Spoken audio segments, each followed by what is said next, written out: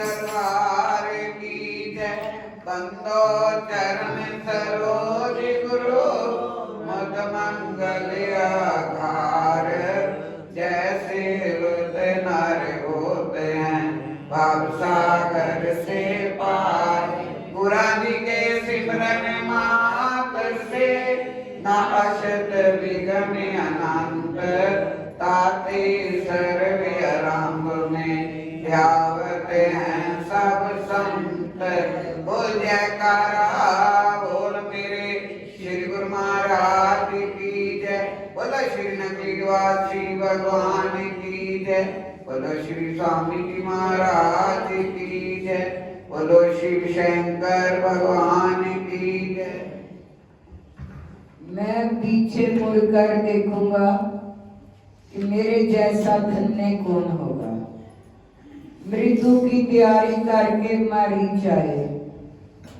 लक्ष्मण जी फल फूल लेने गए थे। सीता जी और राम जी अकेले थे। राम ने सोचा कि रावण युक्ति करके आ रहा है, मैं भी युक्ति करता हूँ। लखन जी बाहर गए हैं और राम जी ने सीता जी से कहा, देवी लक्ष्मण के आने से पहले एक काम कर लो। सीता जी बोली, क्यों? तुम पावक मोह करा निवासा, जो लग करो निशाच नासा। देवी अब रावण आने वाला है, वे आपको स्पर्श करेगा तो जल जाएगा, आपकी ओर देख भी ना सकेगा। अतः अपना देवी रूप अग्नि में समा दो, उसकी परछाई मेरी ओर रखो। जे लीला पूर्ण हो तब तक ऐसा करना। रावण परछाई ले जाए, इसीलिए ये युक्ति करो। सीता जी समझ गई, अग्नि प्रकट हुई।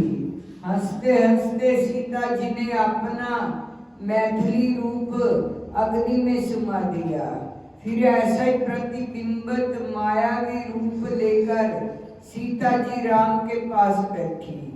प्रभु ने युक्ति की तो मानसकार को लिखना पड़ा। लक्ष्मण ये मर्म न जाना, जो कुछ प्रीत रचा भगवान। 24 घंटे जागने वाले महापुरुष भी प्रभु के मर्म को नहीं जान सके। वह मूल सीता है या परछाई, ये लक्ष्मण नहीं जान सके। उन्होंने तो यही सोचा कि ये मूल मारीच ने सीता है और कोई सवाल नहीं है, बंधन करके बैठे। रावण मारीच को लेकर आया। मारीच ने कहा, जा स्वर्ण मृग बन। रावण को स्वर्ण के सिवाय कुछ दिखाई नहीं देता था। बात भी चित्त है, जिसके जीवन में स्वर्ण ही हो उसे स्वर्ण के सिवा कुछ दिखाई नहीं देता। मृग की कल्पना में भी स्वर्ण आया। जिसके जीवन में समर्पण बिल्कुल ना हो उसे अन्य विचार नहीं आ सकता। मारीच स्वर्ण मृग बनकर आंगन के पास कूदने लगे। राम लखन सीता बैठे थे। तुलसी जी सूक्ष्म दृष्टिकोण रखते हैं। इस प्रसंग को ध्यान से सुनिए। बात संक्षेप में कहता हूँ। मृग जब कूदता है तब सर्वप्रथम सीता जी की दृष्टि उस पर पड़ी। ऐसा रामचरितमानस में लिखा है। किसी भी मृग पर प्रथम पुरुष क्षत्रिय की दृष्टि पड़ती है, क्योंकि उन्हें शिकार खेलने की आदत थी। और राम व लखन की दृष्टि मृग पर ना गई, सीता जी की गई, क्योंकि मृग सोने का है, मायावी है। राम ज्ञानी व लखन वैरागी हैं। ज्ञानी व वैरागी की दृष्टि माया पर नहीं जाती, बल्कि माया की दृष्टि माया पर ही जाती है। सीता जी इस समय मायावी थी, जिससे मायावी सीता की दृष्टि मायावी मृग पर गई। राम ने कहा, महाराज इस मृग की चमड़ी अति सुंदर है, मृग को मारकर उसका चर्म ला दो, मैं उसमें से पहनने के लिए कपड़े बनाऊंगी। अब थोड़ा सोचिए कि सीता जी कोई सामान्य स्त्री है कि राम जी को कहे कि आप जीव हिंसा करो, उसके चमड़े से मैं वस्त्र बनाऊं। वे तो आदि शक्ति है। मान लो कि सीता जी ऐसा कह दे तो क्या राम जी सामान्य व्यक्ति हैं जो सीता जी के कहने पर मृग मारने दौड़ेंगे? आजकल जैसा होता है, वे तो मर्यादा पुरुषोत्तम राम को सीता कहे और बिना विचार करे वह दौड़ने लगे। ये भी सोच सकते हैं कि सीता राम को ऐसा कहे, मृग मार दो, तो राम जी को पीछे दौड़ने की क्या जरूरत थी? लक्ष्मण को ये काम सौंप नहीं सकते थे? वे तो बैठे बैठे बाण मार सकते थे। जयंत पर बाण छोड़ा तो ब्रह्म लोक तक सांस नहीं लेने दिया। उसे मृग को मारने में क्या देर लगेगी? पर प्रभु ने सोचा कि जानकी जी ने अपनी जुगती शुरू कर दी है, पंचवटी में मेरी अनुपस्थिति जरूरी है। सूर्यवंशी बाहर नहीं निकले तब तक निशाचर नहीं आ सकता। ज्ञान के जाने के बाद ही मोह प्रवेश कर सकता है। राम की विदाई के बाद ही कामना आ सकती है। राम को लगा रावण को अंदर जाना होगा तो मुझे बाहर जाना पड़ेगा। राम ने सोचा कि लक्ष्मण जी को मारने के लिए भेजूं तो थोड़े सिद्धांतों में मुसीबत आएगी। सोने के पीछे ज्ञानी दौड़ते हैं, वैरागी कभी नहीं दौड़ते। हम आन शक्ति की बातें कितनी ही करें, पर अच्छे अच्छे ज्ञानी सोने के पीछे दौड़ते हैं। हिमालय पर मुहूर्त नहीं थे, त्याग कठिन है, लखन वैरागी है, अतः वह स्वर्ण मृग के पीछे नहीं दौड़े। वे साधक की अंतिम इच्छा पूरी करना चाहते थे।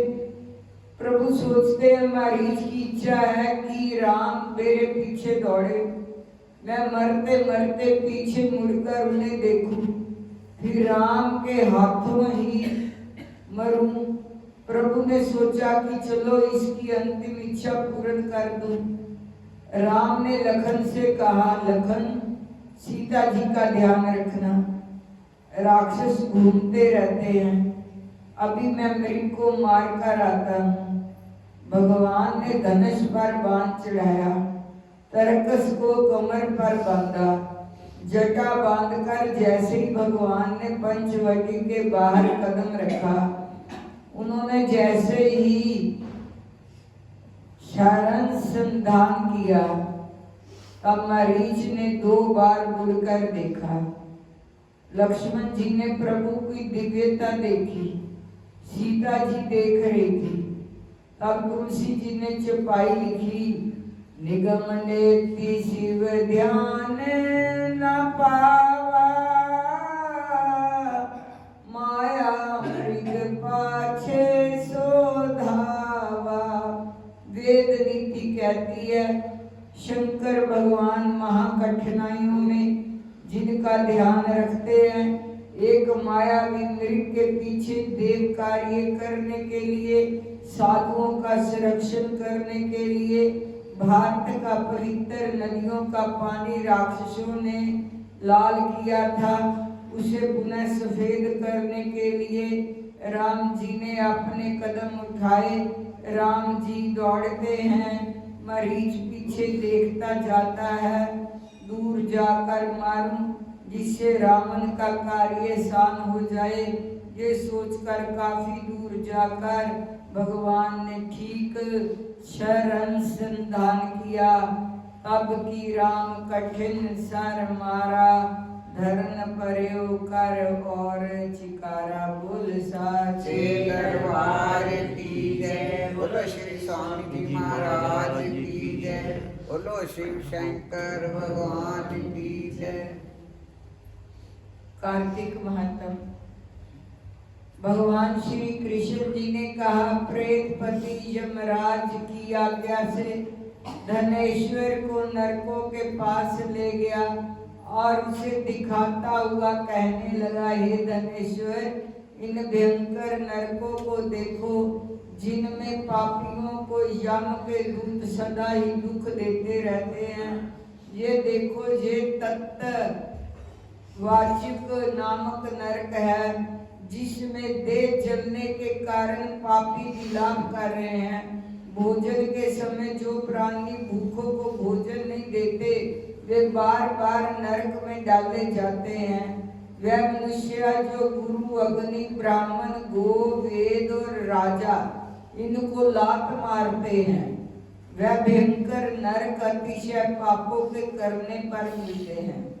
अब देखो, ये दूसरा अंधक्रमश नामक नरक है।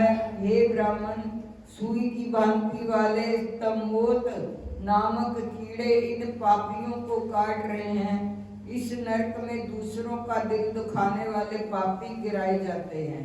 अब ये तीसरा करक्रे नामक भयंकर नरक है। इस नरक में पापी आरे से चीरे जाते हैं। ये नरक भी असीम, त्रवन आदि भेदों से 6 प्रकार का है। इसमें स्त्री तथा पुत्रों में वियोग कराने वाले प्राणियों को कढ़ाई में पकाया जाता है। 2 प्रिय जनों का विछोह कराने वाले मनुष्य भी 80 मंत्र सभी तलवार की धार से काटे जाते हैं। कुछ भेड़ियों के डर से भाग जाते हैं। अब तुम ये चौथा नरक देखो, इसका नाम अर्गल है। इसमें पापी लोग तरह तरह से चिल्लाते हुए इधर उधर भाग रहे हैं। ये नरक भी बात आदि भेदों से 6 प्रकार के हैं। ये देखो, ये कुटशाले अली नामक 5वां नरक है, जिसमें अंगारों की भांति कष्ट देने वाले बड़े बड़े कांटे लग रहे हैं। ये भी यातना आदि के भेदों से 6 प्रकार का है। पर स्त्री गमन करने वाले प्राणी इस नरक में पकाए जाते हैं। देखो, ये उल्वन नामक 6ठा नरक है, जिसमें सिर नीचे करके पापियों को पकाया जाता है। ये लोग भक्ष्य का विचार नहीं करते, दूसरों की निंदा चुगली करते हैं, उनको इस नरक में डाला जाता है। देख लो, ये लोग किस तरह से चिल्ला रहे हैं। दुर्गंध भेद से ये नरक भी 6 प्रकार का है। ये देखो, 7वां कुंभी पाक नाम का नरक है। ये बहुत ही भयंकर है। हे ब्राह्मणों, ये भी 6 प्रकार का है। इसमें माया महापात की लोगों को पकाया जाता है। इस नरक में हजारों वर्ष तक यातना भोगनी पड़ती है। ये रौरव नरक है। इच्छा रहत जो पाप किए जाते हैं, वे पाप आर्ध कहलाते हैं। इस प्रकार सूषक या आर्ध भेदों से ये पाप 2 प्रकार के होते हैं। इसके अतिरिक्त और भी पृथक पृथक 84 प्रकार के पाप है। अपकृण, पांडा करते, मालनी कर्ण, जाति भ्रष्ट कर्ण, उपाय, अति पाप, महापाप, ये 7 प्रकार के पातक है। जो जीव जैसा कर्म करता है, वह इन 7 नरकों में अपने पाप कर्मों के अनुसार पकाए जाते हैं। हमारा जो कि कार्तिक व्रत करने वाले प्रभु भक्तों से पर्याप्त मेल जोल रहा है, उसके पुण्य प्रभाव से तुम्हारी नरक यातना दूर हो गई है। भगवान कृष्ण ने कहा, इस प्रकार प्रेतपति ने धनेश्वर को सब प्रकार के नरक दिखाने के बाद यक्ष लोक में ले जाकर उसे वहां का राजा बना दिया। वहां पर उसका नाम धन्य यज्ञ हुआ और वह कुबेर जी का सेवक बन गया। बाद में महर्षि विश्वामित्र जी ने उनके नाम पर तीर्थ बनाया था। हे राजन, कार्तिक मास का व्रत महाफल का व्रत दाता है, इसके बराबर कोई दूसरा पुण्य कर्म नहीं है। जो कोई ये व्रत करता है तथा व्रत करने वाले का दर्शन करता है, उसे अवश्य मुक्ति मिलती है। बोल साचे दरबार की जय।